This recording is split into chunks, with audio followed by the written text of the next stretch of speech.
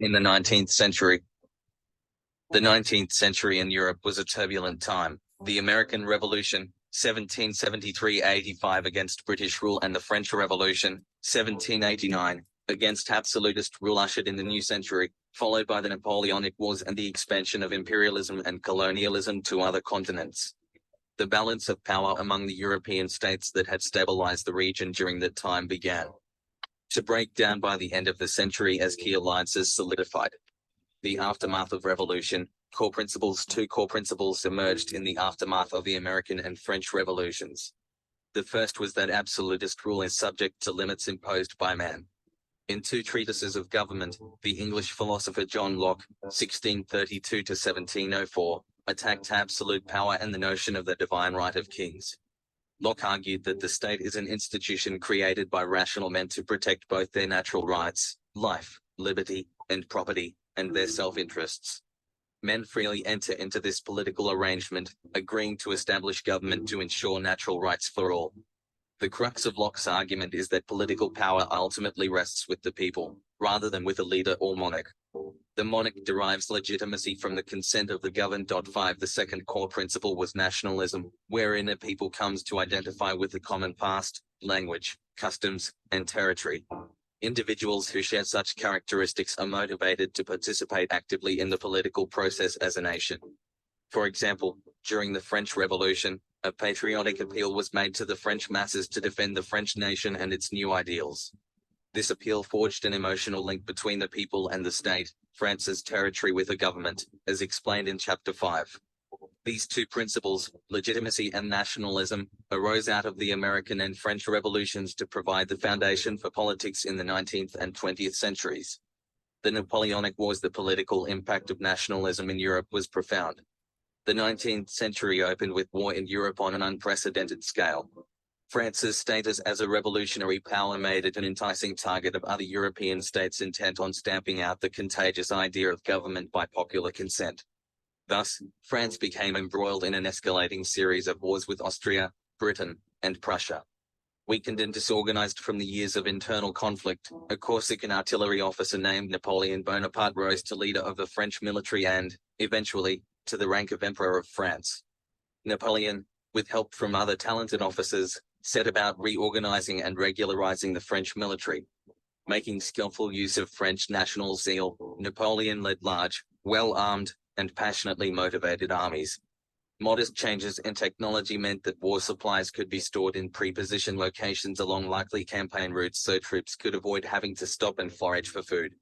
In combination with nationalism, that system made it possible for the French to field larger, more mobile, and more reliable armies that could employ innovative tactics unavailable to the smaller professional armies of France's rivals like Prussia. Through a series of famous battles, Napoleon's armies shattered those of invincible Prussia, conquering nearly the whole of Europe in a few short years. Yet the same nationalist fervor that brought about much of Napoleon's success also led to his downfall. In Spain and Russia, Napoleon's armies met nationalists who fought a different sort of war. Rather than facing French forces in direct confrontations, Spanish fighters used intimate local knowledge to mount hit-and-run attacks on French occupying forces. These fighters also enjoyed the support of Britain, whose unrivaled mastery of the seas meant the country could lend supplies and occasional expeditionary forces. When local French forces attempted to punish the Spanish into submission by looting, torture, rape, and execution of prisoners and suspected insurgents, resistance to French occupation escalated. The cost to France was high, draining away talented soldiers and cash and damaging French morale. When Napoleon invaded Russia in 1812 with an army of 422,000, the Russians retreated toward their areas of supply, destroying all available food and shelter behind them in what came to be known as a scorched earth policy. The French began to suffer from severe malnutrition, with the entire army slowly starving to death as it advanced to Moscow.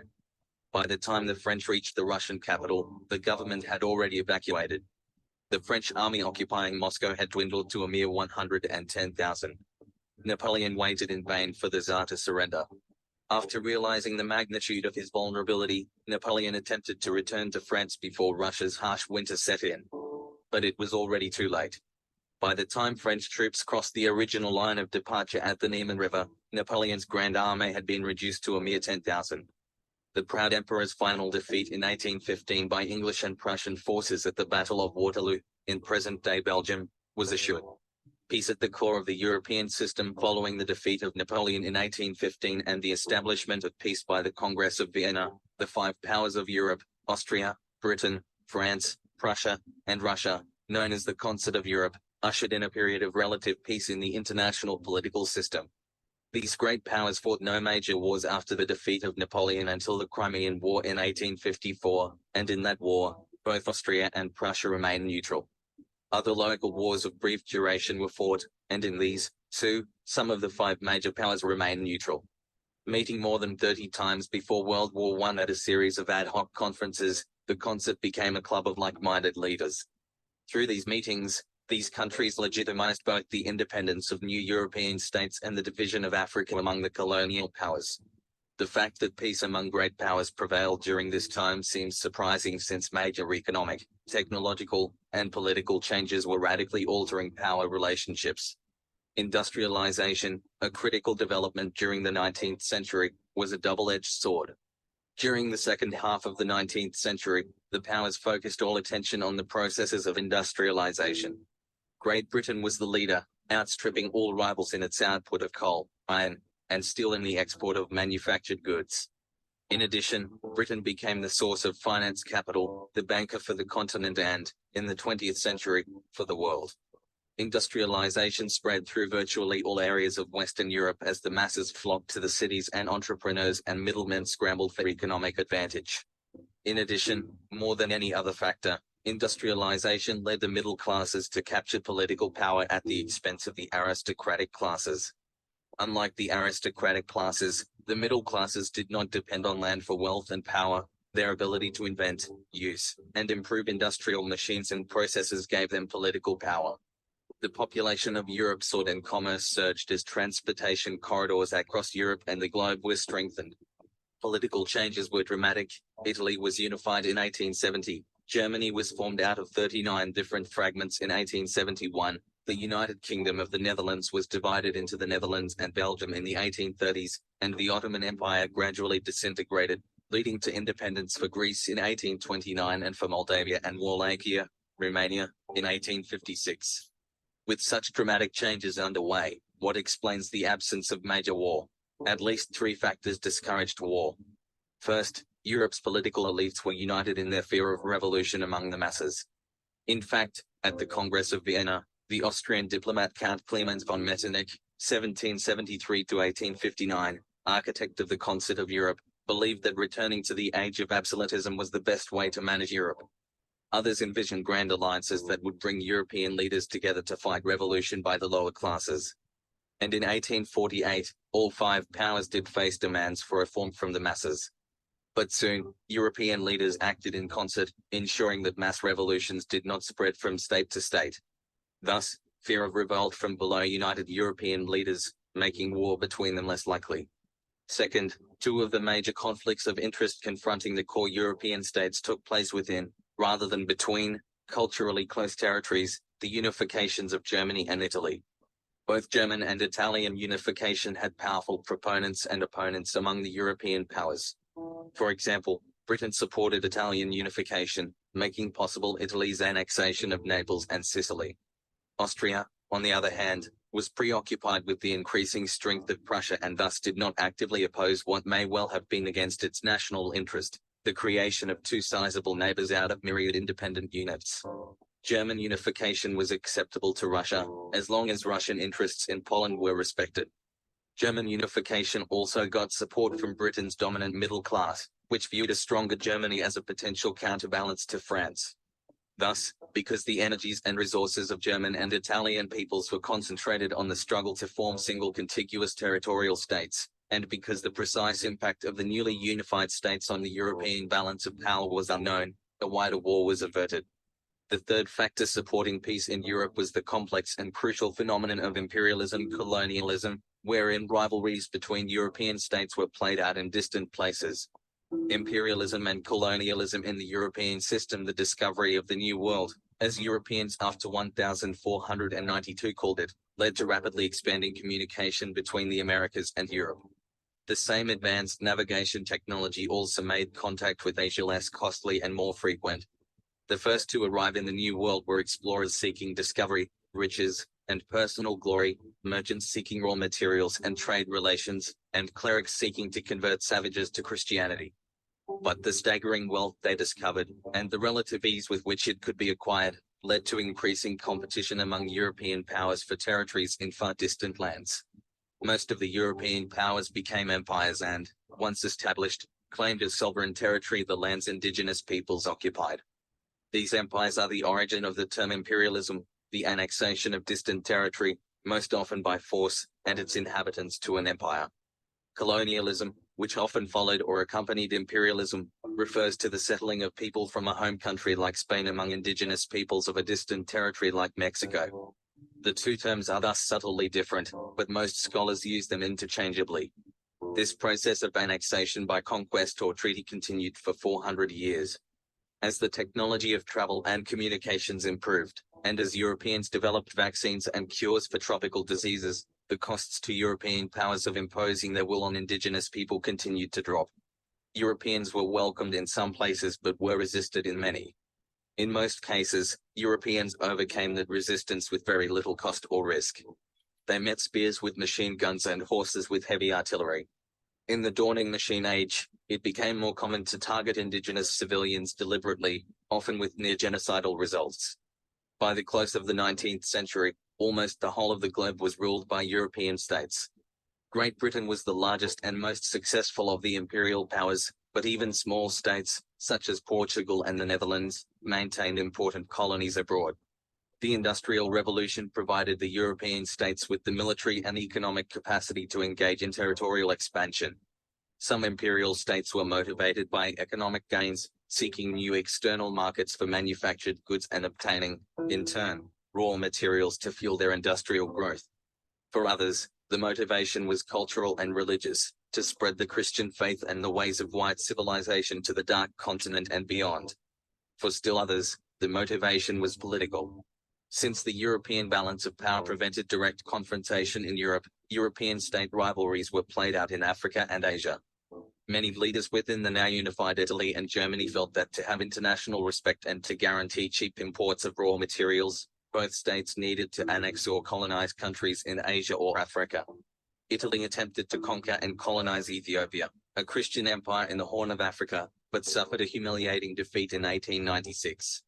To mollify Germany's imperial ambitions, during the Congress of Berlin in 1885, the major powers divided up Africa, giving Germany a sphere of influence in East Africa, Tanganyika, West Africa, Cameroon and Togo, and Southern Africa, Southwest Africa. European imperialism seemed to provide a convenient outlet for Germany's aspirations as a great power, without endangering the delicate balance of power within Europe itself.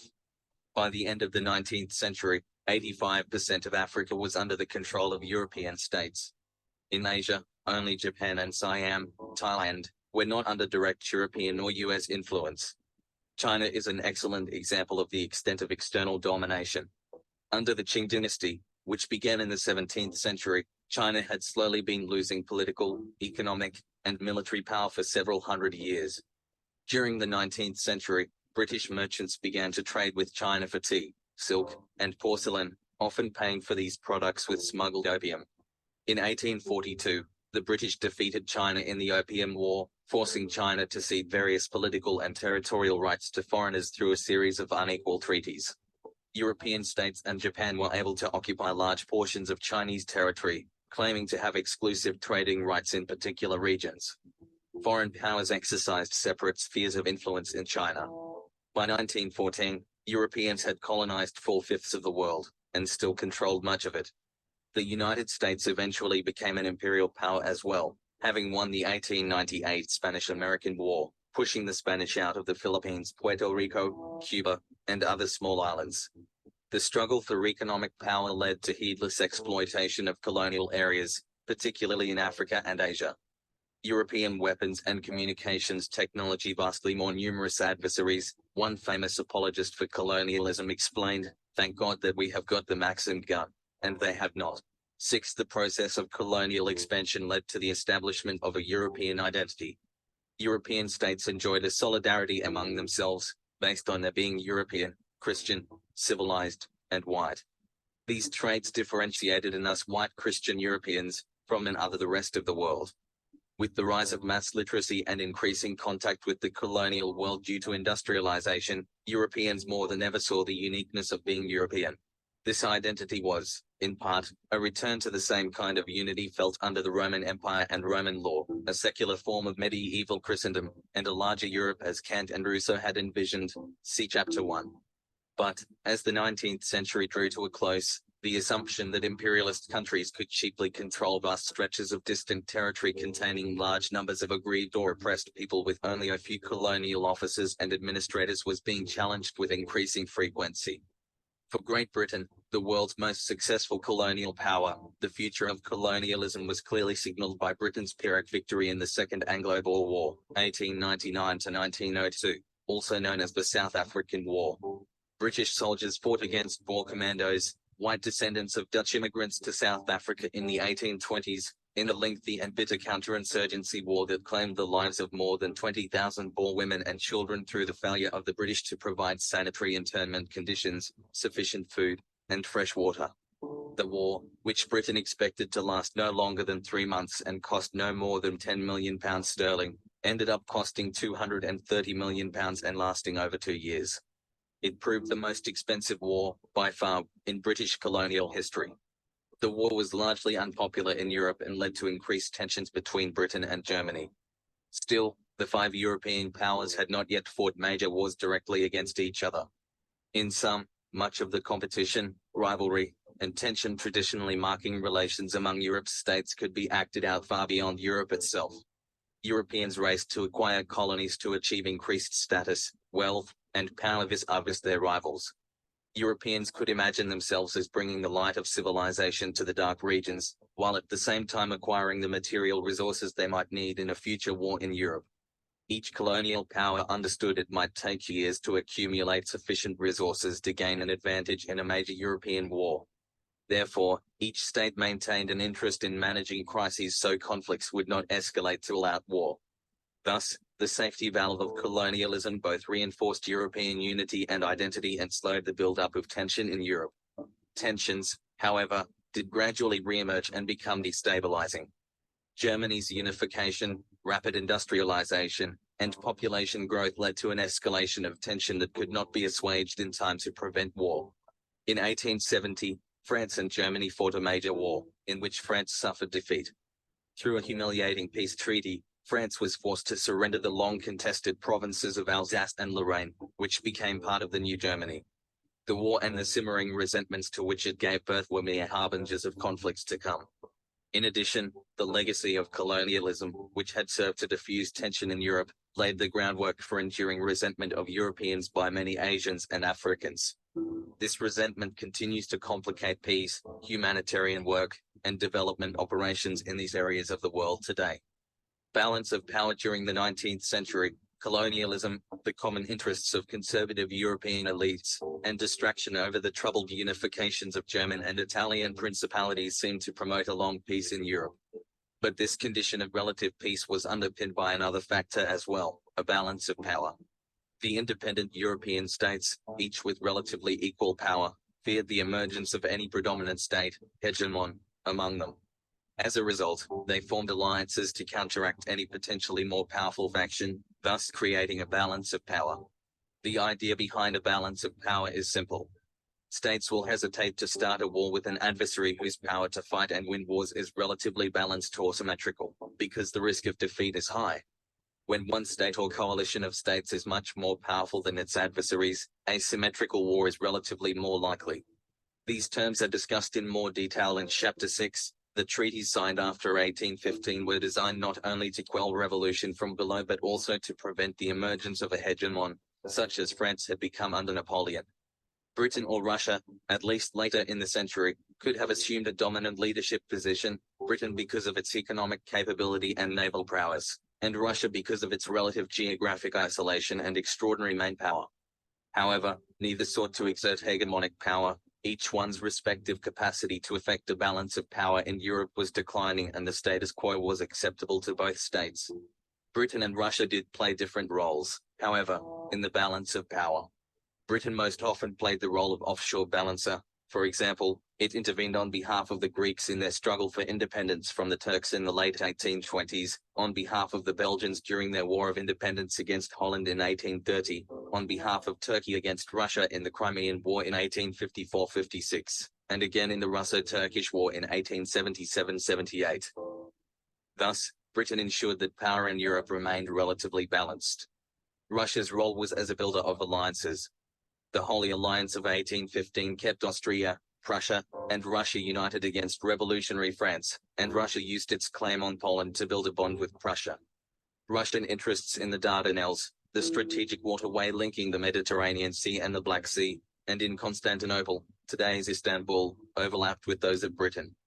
Thus, these two states, located at the margins of Europe, played key roles in making the balance of power system work.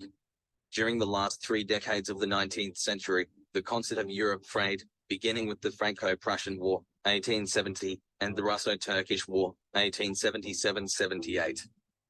Alliances began to solidify as the balance of power system began to weaken.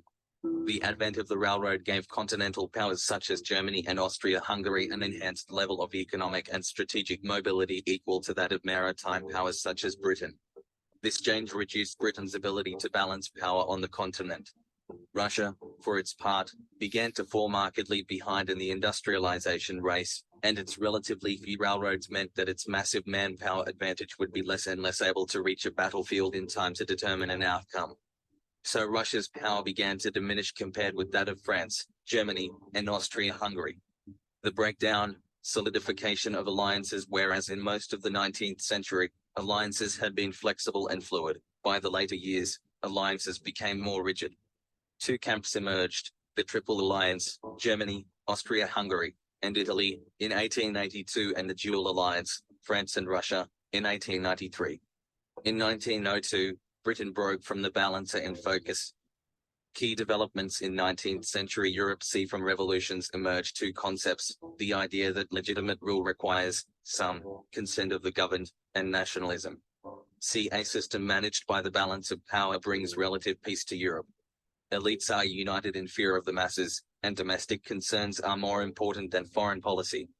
See European imperialism in Asia and Africa helps maintain the European balance of power. See the balance of power breaks down due to Imperial Germany's too rapid growth and the increasing rigidity of alliances, resulting in World War I. 34/Chapter 2/Historical context of international relations role, joining in a naval alliance with Japan. For the first time, a European state, Great Britain, turned to an Asian one, Japan, toward a European power, Russia. And, in 1904, Britain joined with France in an alliance called the Entente Cordiale. In that same year, Russia and Japan went to war in a contest Europeans widely expected to result in a Japanese defeat. After all, the Japanese had come late to industrialization, and although Japan's naval forces looked impressive on paper, their opponents would be white Europeans. But Russia's industrial backwardness would affect it severely. Russia's lack of sufficient railroads meant it could not reinforce its forces in the Far East, leaving it to send a naval flotilla from its Baltic home ports 18,000 miles away. In May 1905, the Russian and Japanese fleets clashed in Tsushima Bay, and the result was perhaps the greatest naval defeat in history. Russia lost 8 battleships, some 5,000 sailors were killed, and another 5,000 were captured. The Japanese lost 3 torpedo boats and 116 sailors. The impact of Japan's victory would extend far beyond the defeat of Russia in the Far East. An Asian power's defeat of a white colonial power seriously compromised a core ideological foundation of colonialism, that whites were inherently superior to non-whites. The Russian defeat spurred Japanese expansion and caused Germany to discount Russia's ability to interfere with German ambitions in Europe. Russia's defeat severely compromised the legitimacy of the Tsar, setting in motion a revolution that, after 1917, was to topple the Russian Empire and replace it with the Union of Soviet Socialist Republics, USSR, or the Soviet Union. World War I. The final collapse of the balance of power system came with World War I. Germany's rapid rise in power intensified the destabilizing impact of the hardening of alliances at the turn of the 20th century. By 1912, Germany had exceeded France and Britain in both heavy industrial output and population growth. Germany also feared Russian efforts to modernize its relatively sparse railroad network. Being latecomers to the core of European power, and having defeated France in the Franco-Prussian War, 1870, many Germans felt that Germany had not received the diplomatic recognition and status it deserved. This lack of recognition in part explains why Germany encouraged Austria-Hungary to crush Serbia following the assassination of Archduke Franz Ferdinand, heir to the throne of the Austro-Hungarian Empire, who was shot in Sarajevo in June 1914. Like most of Europe's leaders at the time, Germany's leaders believed war made the state and its citizens stronger, and that backing down after a humiliation would only encourage further humiliations. Besides, the outcome of a local war between Austria-Hungary and Serbia was certain to be a quick victory for Germany's most important ally. Europe in the 19th century /35, but under the tight system of alliances, the fateful shot set off a chain reaction. What Germany had hoped would remain a local war soon escalated to a continental war, once Russia's Tsar ordered a pre-mobilization of Russian forces. And once German troops crossed into Belgium, violating British guaranteed Belgian neutrality, the continental war escalated to a world war when Britain sided with France and Russia. The Ottoman Empire, a Turkish-centered empire extending into the Middle East from the late 13th century, long a rival of Russia, entered the war on the side of Germany and Austria-Hungary. Both sides anticipated a short, decisive war, but this did not happen. Germany's Schlieffen Plan, its strategy for a decisive victory in a two-front war against Russia and France, failed almost immediately, leading to a ghastly stalemate. Between 1914 and 1918, soldiers from more than a dozen countries endured the persistent degradation of trench warfare and the horrors of poison gas. The Great War, as World War I came to be known, saw the introduction of aerial bombing and unrestricted submarine warfare as well. Britain's naval blockade of Germany caused widespread suffering and privation for German civilians. More than 8.5 million soldiers and 1.5 million civilians lost their lives. Germany, Austria-Hungary, and the Ottoman Empire were defeated. Britain and France, two of the three victors, were seriously weakened. Only the United States, a late entrant into the war, emerged relatively unscathed. The defeat and subsequent dismemberment of the Ottoman Empire by France and Britain led to those countries' management of core territory in the Middle East, including British control over Palestine. Previously, in 1917, under the Balfour Doctrine, Britain had pledged to facilitate the establishment in Palestine of a homeland for the Jewish people, a pledge that would be honored 30 years later.